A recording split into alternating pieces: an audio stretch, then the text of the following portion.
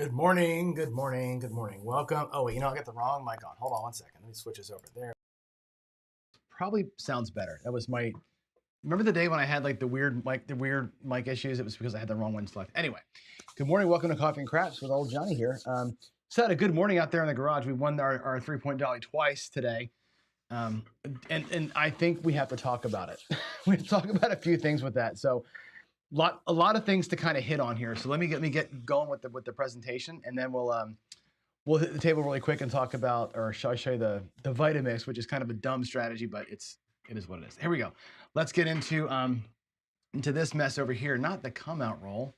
We want to do this, the daily paycheck. Let's talk about our daily paycheck. Why is that not showing? What is happening today? My things are all messed up. There we go. We are 3-0 with the dolly. Not surprising. Not surprising at all. A don't strategy, generally speaking, is going to win, right? It's the lowest house edge you're going to find.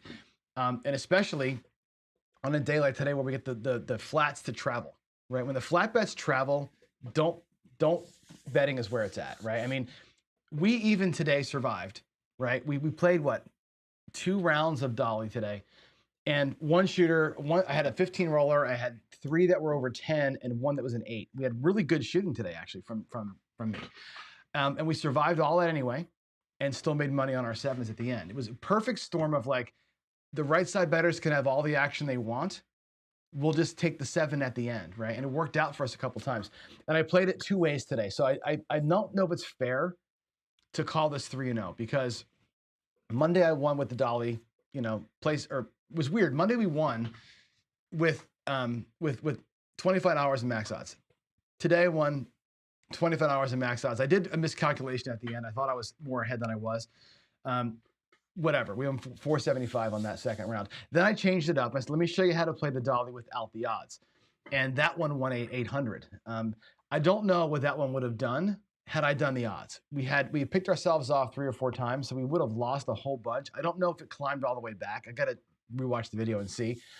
I'm going to leave it up here as a win because it's still a 3-point don't play, just with a different series of bets. Now, I know that in chat, Duracell made the comment, he doesn't like the parlay press on the don't. And I'll challenge that to some degree, only because of this. When I look at the don't pass the parlay, you need a lot of wins to get it to work, right? Before it starts to work. The don't pass traveled bet, best bet in the house, best bet on the table anyway, once it's traveled. Parlaying the don'ts up is dangerous because, they come out 7-11, whacks that thing, and you're kind of done. But when that bet travels, it's markedly better than the equivalent bet with odds, right? A $400 traveled don't bet is better than a flat with 600 odds. It just is. It's less risk for about the same reward or more, depending on what the number is. So, to me, that's a better way to do it from a risk standpoint, because you never have more than 1 unit at risk on any one of those bets, but you may have them up at 5 units tall. That's why I like that play, especially for a lower bankroll. If you're playing with a smaller bankroll, the parlay press on the don't pass is a better way to attack it than having to put all those odds out there. Like I said, even at a $5 table with 6x odds, you're going to be at 105 on the felt with all 3 bets out there. That's a lot out of your bankroll. It's 20% of your bankroll if you're a $500 buy-in. So you can't afford to do the dolly at a $5 table with $500 more than 3 or 4 times. So that's where I say, in that case, I would do the parlay press thing and make my $15 work really hard for me and make me enough money to do something a little more aggressive. So I think there's a bankroll mindset in there. And that's why I developed that way of playing for myself, because it works for me when I'm trying to build. And I think I've had great success. In win craps, that way of play, by the way, dominates the others. What I just did out there completely dominates the max odds. The max odds goes to 0 so much faster or so much more often than the flat way. They both hit home runs on at about the same rate on the good dark runs. They both do really great when the table's cold. One of them does really bad when it's not, and that's, I think, the big difference between them. Fun stuff though, right? I love doing it. The don't pass is like I said, it's not super exciting, but boy, the wins come in bunches. Like you get a 7 with 3 bets out there, it's like, give me all the money. That's a cool feeling. It's a really cool feeling, and it was fun today. So love it. All right, so hopefully you guys get the reference in the verdict here, right? For the night is dark and full of terrors. I'm in the middle of binging Game of Thrones, and yeah, I was up till 3 o'clock in the morning watching last night. Had to finish up an episode. All right, what's happening in the world of craps? We have again Friday Night Fight. Sith Lord is going for a 4-peat. Now he's going to be on a boat. I think he's doing a cruise. So when he plays, I forget who he's playing. But when he plays his challenger on Friday, it'll be 2 o'clock in the morning for him because he's going to be traveling like in the Caribbean or something like that. So, yeah, he'll be out. It'll be a late night for him. Hopefully he'll come off the table with wings and be able to play. Tonight we have the football show with Chris and Ian. Chris was teasing it. There might be a special guest on that show tonight, so I'm looking forward to watching that one. Getting hyped for the Super Bowl. I mean, you know what's happening, right? So this is going to be. I just can't wait for Sunday. Can't wait for Sunday, and then my life will just calm down again. Craps Chat, I think is. Let me check my calendar here. I think Dylan told me yesterday that it's going to be on. Hold on, my screen shared here. I think it's on the 19th, right? February 19th. Yeah, 19th. Sunday the 19th is the next Craps Chat. So I'm hoping we get a trip report from old Jeff. Maybe he'll have Ed on. They can talk about their trials down there in Biloxi and give us a good report. I can't wait to hear how everybody threw. All that kind of stuff. Living vicariously through the retirement of Jeff, which is fun for all of us, I think. Fireside Craps came out yesterday. It looks like we enjoyed it. I got a few emails from people that were like, hey, JB was kind of talking around himself, or JB said this, but content was good. I think feedback is a gift, right? It helps me as an interviewer to know what I might have missed on, like things you wanted to hear that you didn't get. So that's good, right? I'll have him on again. He's a great guy. And we'll get deeper into some of those numbers. I think, it's the biggest thing was, he's a math dude, right? He's a math teacher. He knows the math, but he plays opposite of what he knows.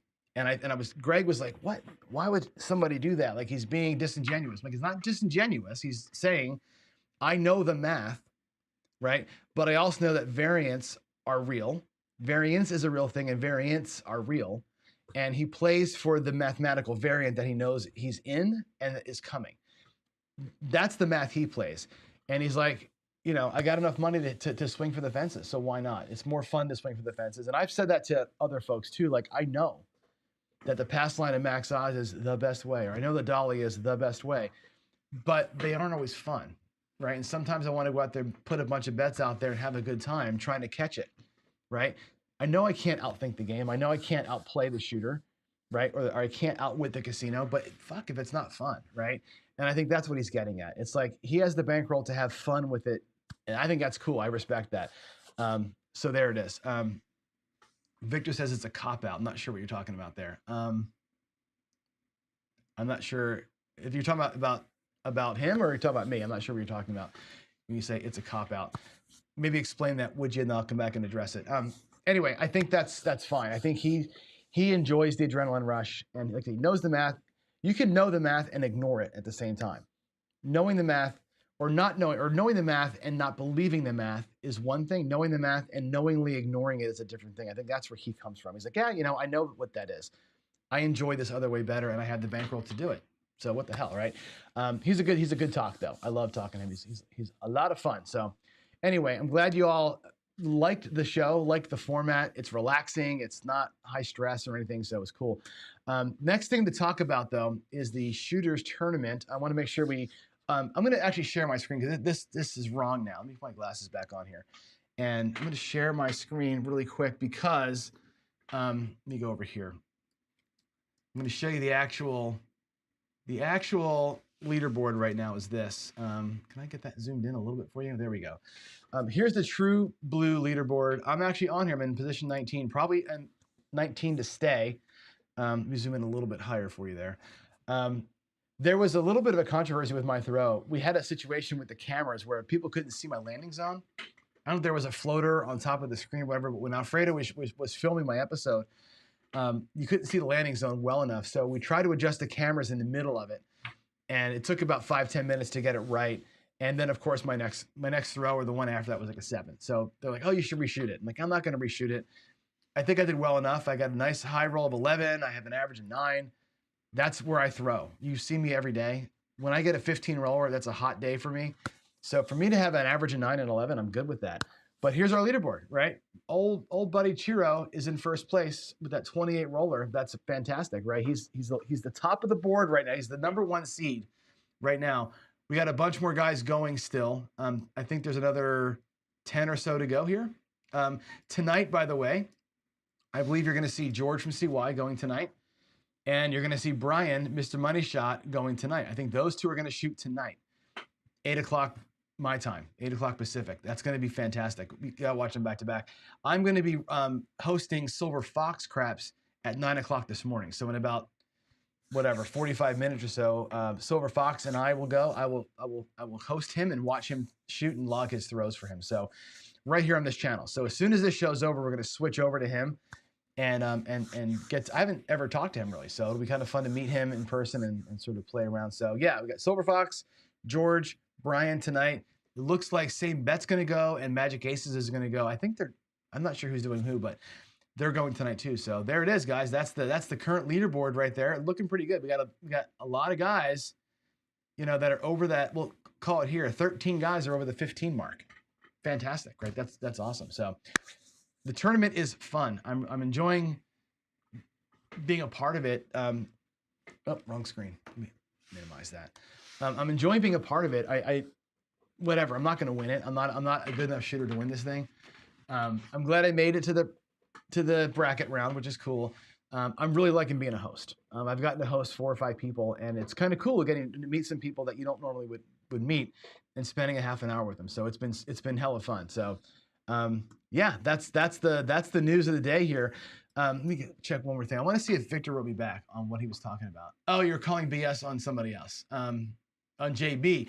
Well, that's okay though. You can call BS on JB. I'm not sure what you're calling BS on, like BS that he plays that way or that he says he plays that way. I mean, that's I'm not sure what you're getting at there. I can tell you for a fact that's how he plays. I know that that's how he plays. Whether you think it's a good idea or not to play that way, that's a whole different conversation. You guys can talk through that. So, yeah. Anyway, there's that. Yeah, can you imagine they're all the same? Now, here's the thing, though. So I'm going to share this after the qualifiers are over tomorrow. So here's another thing for you guys.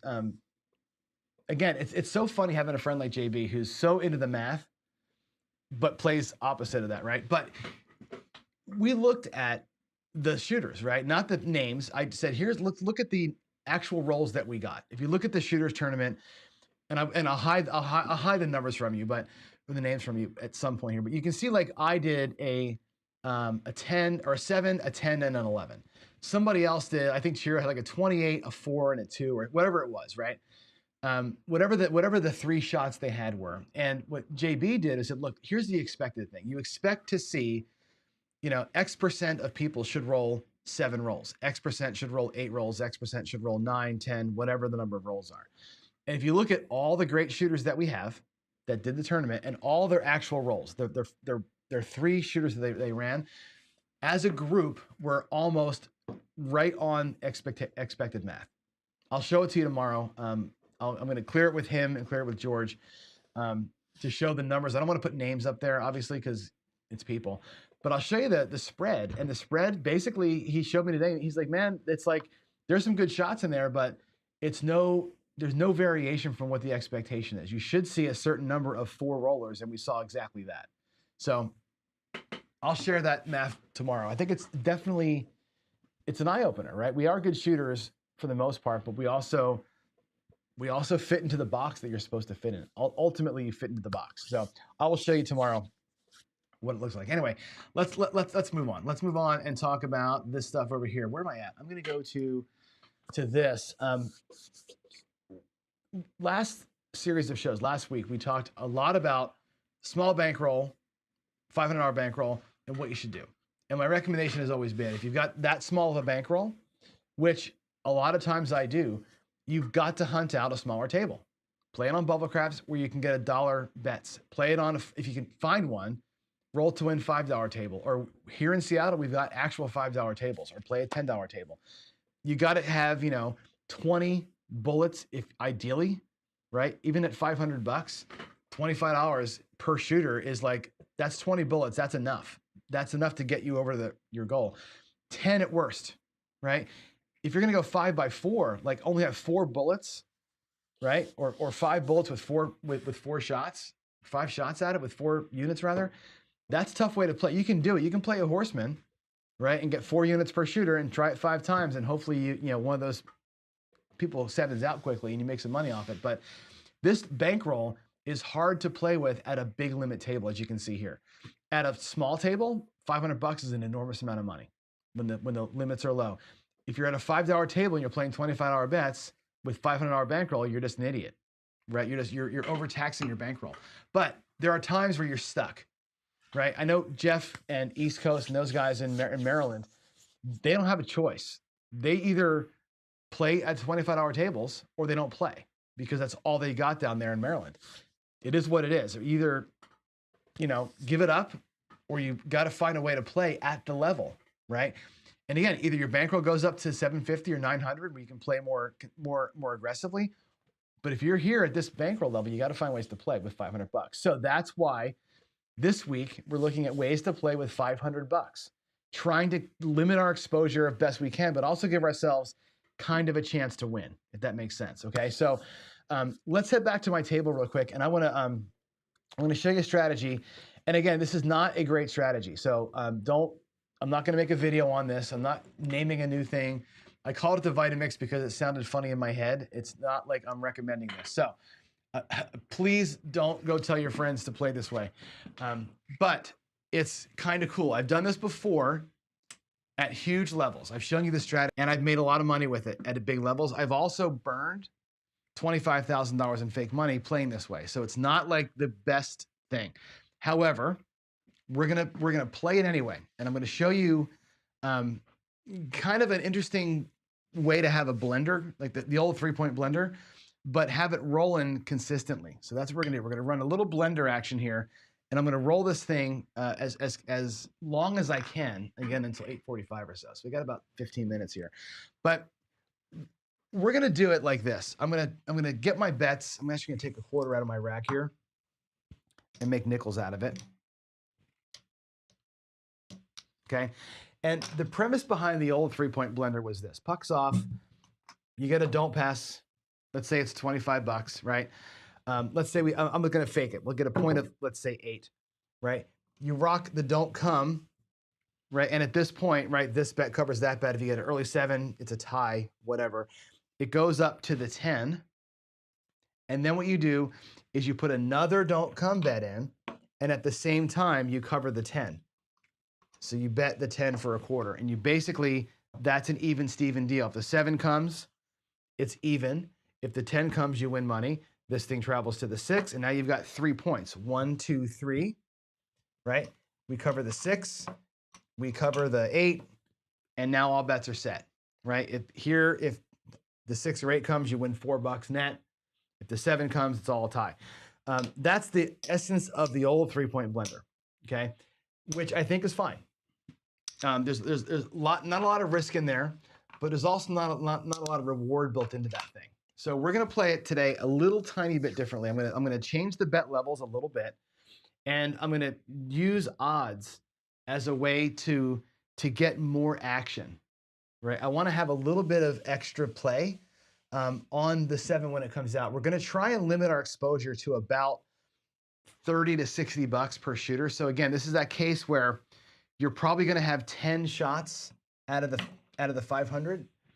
We're going to use $60 per shooter, probably not necessarily 30 as we go here. So I'm going to do my best to honor the $500 bankroll and make a little bit of money in this kind of ongoing, I'm calling it the Vitamix because I never stop blending the bets. We never stop. We're going to bypass this. We're going to bypass the come out primarily because the bane of the don't pass better, as you all know, is multiple come out 7s, multiple come out 11s.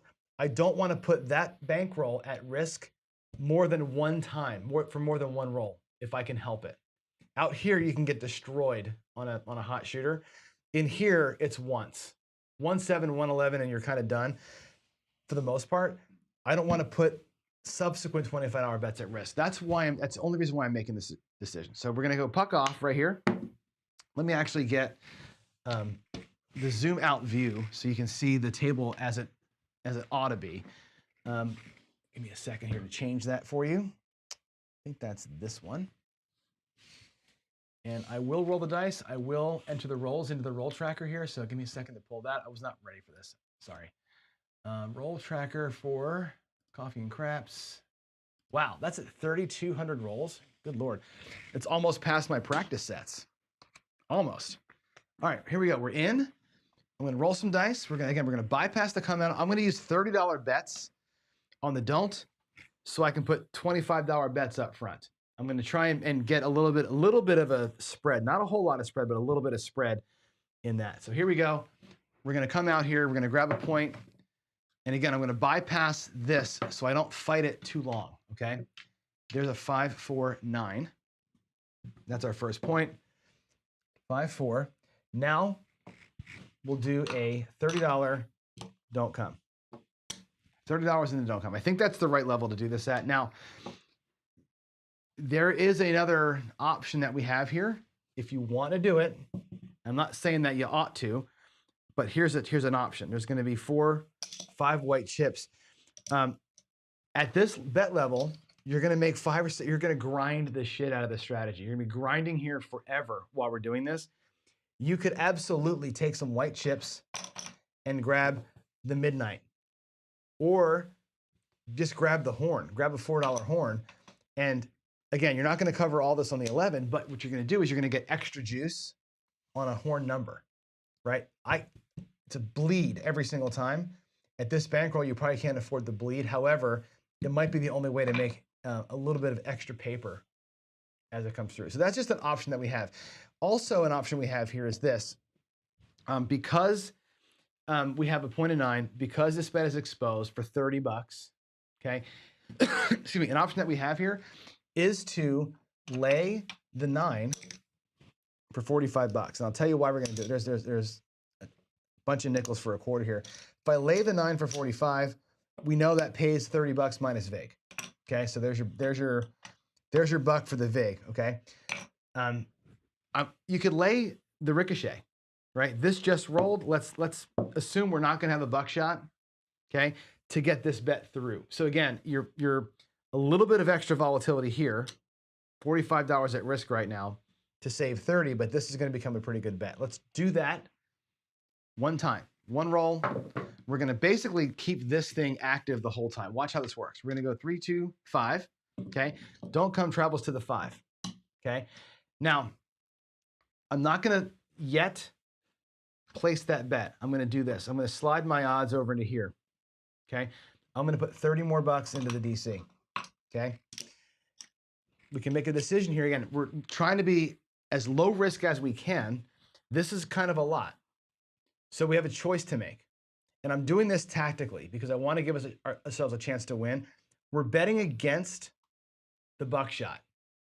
It's kind of like a traveling lay. You're betting against the buckshot. You got money in here. Okay. If a 7 were to come right now, okay, you would lose 30. You'd win 30. That's a tie.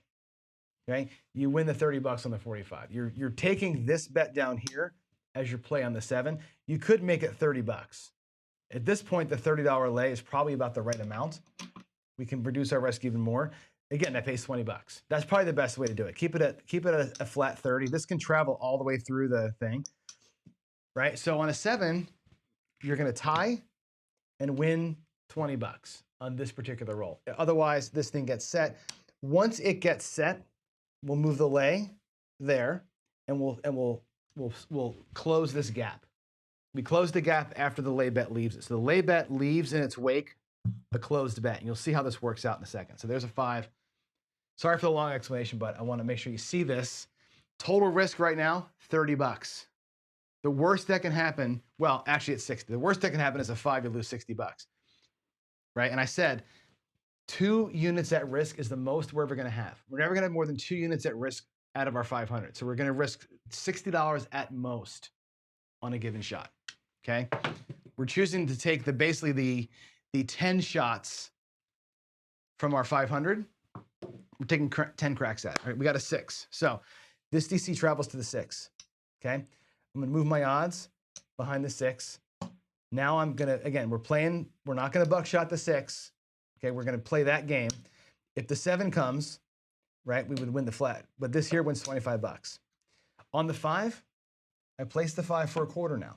So the 5 is in a no lose. The 5 is either gonna win 35 bucks and lose 30, net 5, or it's gonna win 30 and lose 25. This is gonna be a $5 winner for us.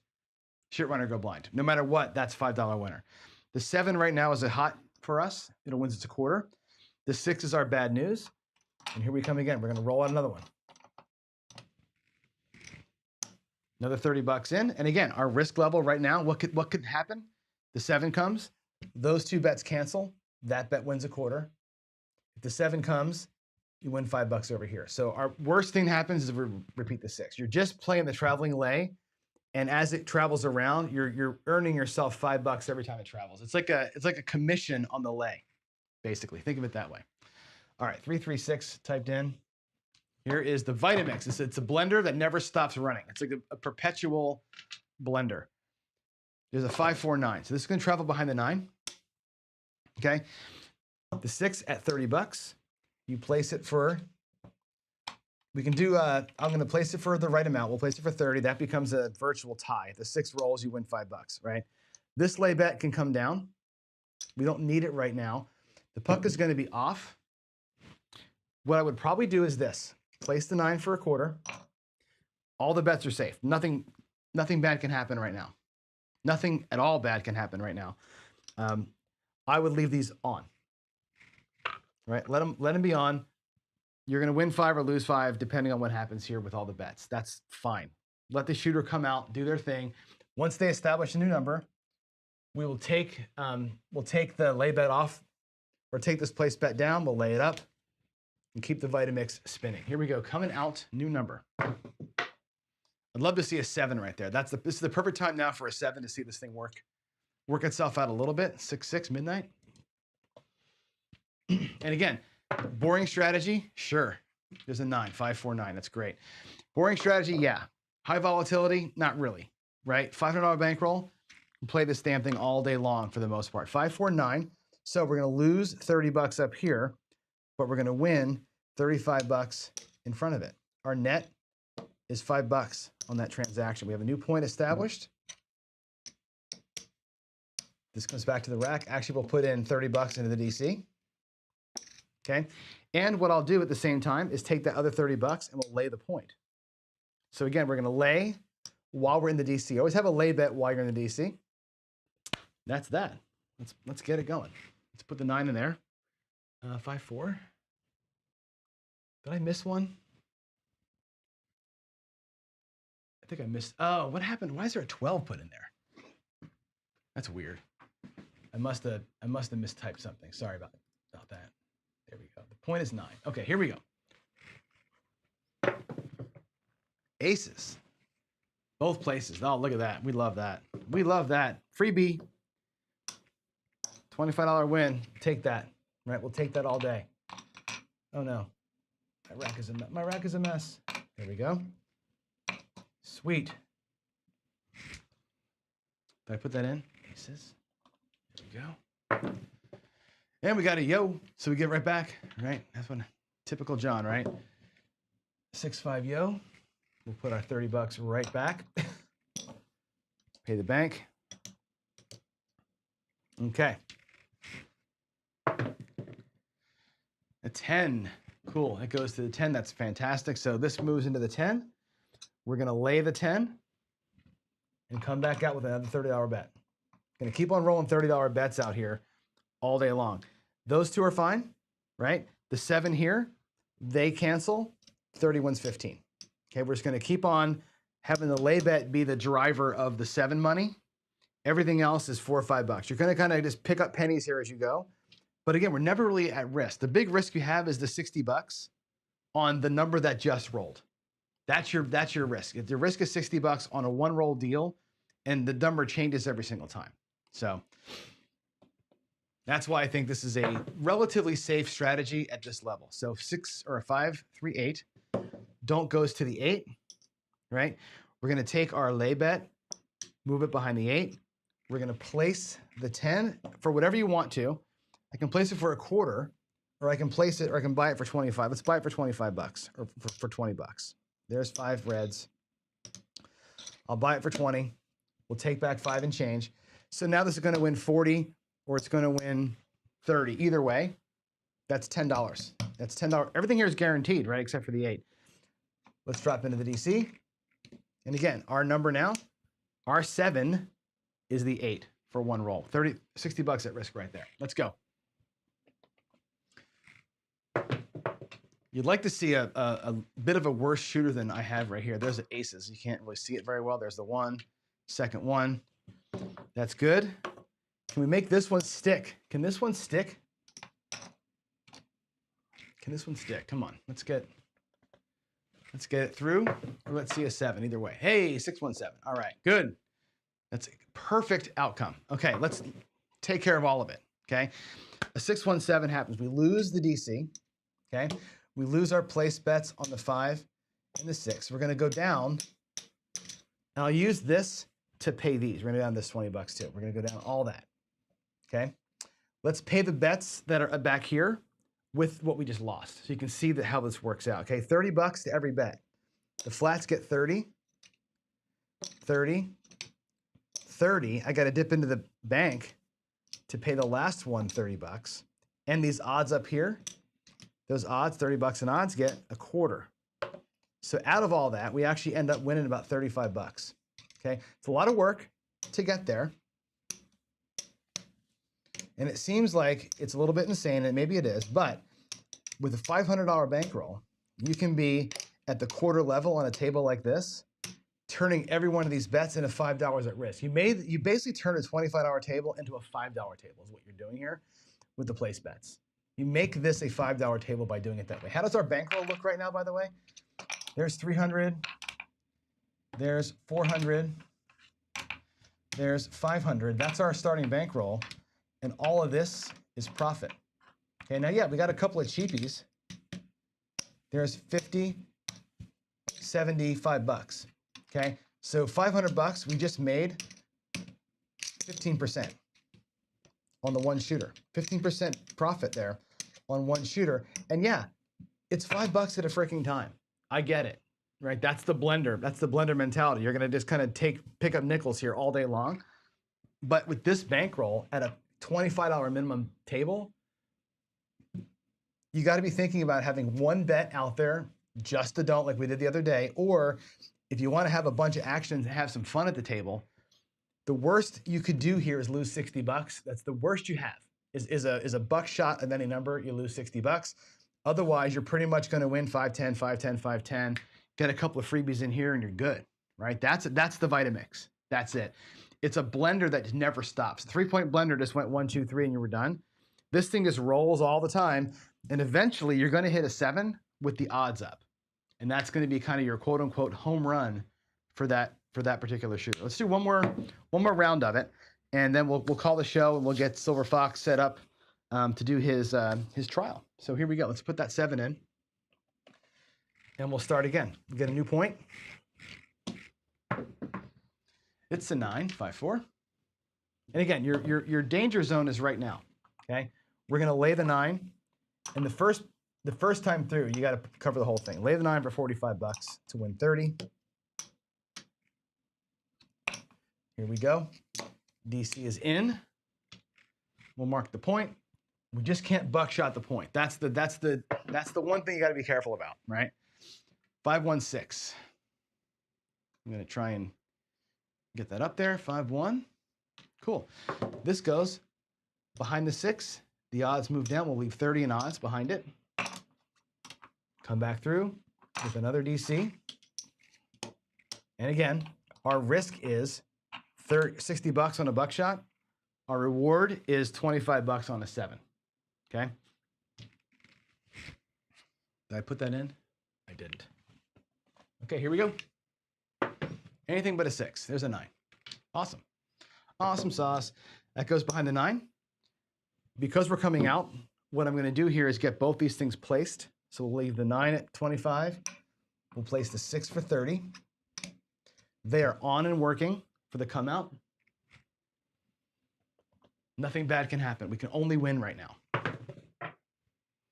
Ah, bummer. We could have been on the DP, right? 1, 2, 3. 1, 2, 3. There's aces. If you're paying attention to the ATS, there's aces. 1, 1.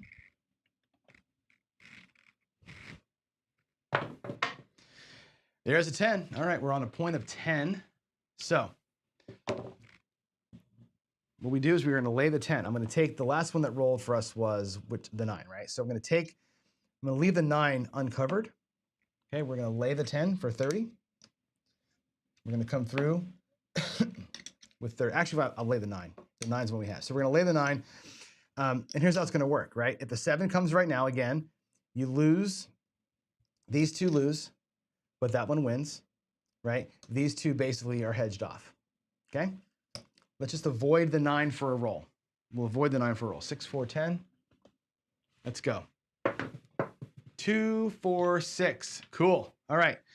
It's going to be an exchange. What happens here is this. This pays 35 bucks. This loses. This travels behind the 6. Okay. We're going to go right back to the DC with another $30 bet and put the nickel back in the rack. Okay. We're going to take what was laying or placing the 6. It becomes the 9. The lay goes behind the 6. This goes back to the rack. Okay. End up there winning a nickel. All that moving around. You move the lay behind the 6. You pocket a nickel. Same situation, right? A 7. This and this will negate themselves. This will win a quarter, and this will win 5 bucks. So we're looking at 30 bucks to win on a 7 right now, even though there's a lot of action out there. Did I type that in? I don't think I did. Okay, here we go. There's a 7, 5, 2. So that's exactly what's going to happen. Okay. And I'll use the losses to pay the wins. These two bets lose. Okay. But you win 30 bucks on the 9. You win 25 pays the flat, and out of the casino comes 30 bucks in front. So we end up walking away with money. $25 table, you can make this thing work. I'm telling you. There it is. There's going to be our initial bankroll.